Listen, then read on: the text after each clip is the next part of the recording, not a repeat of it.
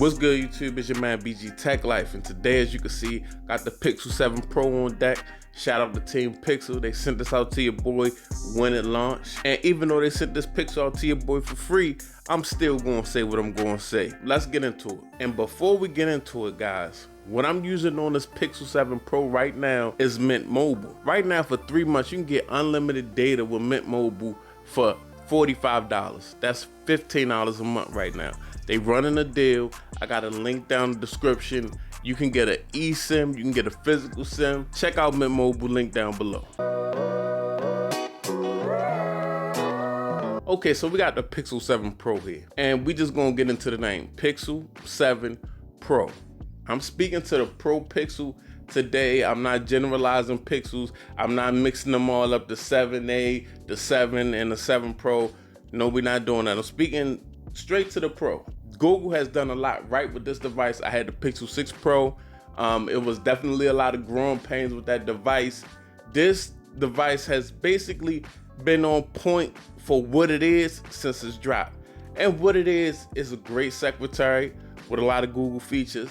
Great looking device. The build looks nice. They cleaned up that camera bar. They dropping updates and feature drops and giving you little knickknacks all the time. Everybody like a feature drop. Everybody like updates. Everybody likes little different things. This device I have right now is running Android 14 Beta 3. That's not here nor there. Outside of the looks, the look of the screen, the cameras, and the computational photography that does an outstanding job with selfies from the front camera, with pictures from the rear camera.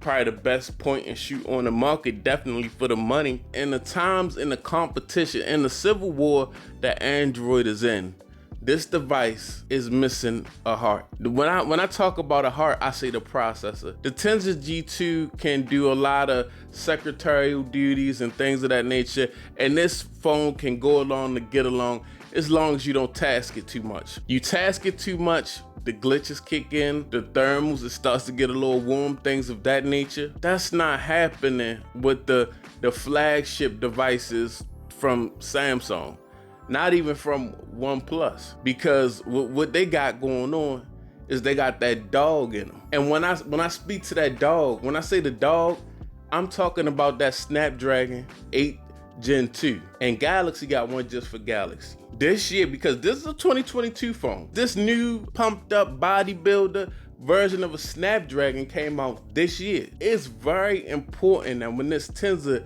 3 drop, when this G3 drop from Google in that 8 Pro, it has to be on point. It has to be able to compete. Now, if the Snapdragon 8 Gen 2 was only in the S23 Ultra, that would be cool. But this thing is in the S23, all these at OnePlus 11, all these cheaper, the Android devices that are cheaper than the Pixel 7 Pro have this powerful processor. So, and with this being a device that's pushing a year old, that's cool.